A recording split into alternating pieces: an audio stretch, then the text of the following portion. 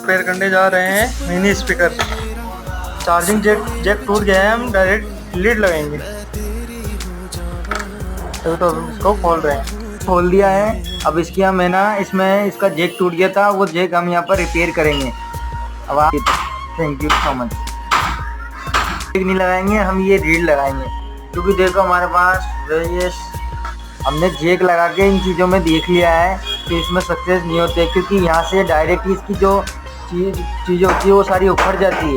इसलिए से हम कहीं और जैक नहीं लगा सकते हैं, इसलिए हम यहाँ पर सीधे ये रीड लगाएंगे। चलो चेक कर रहे हैं अभी हम, क्या भाई जल गई तो लाइट बढ़िया है,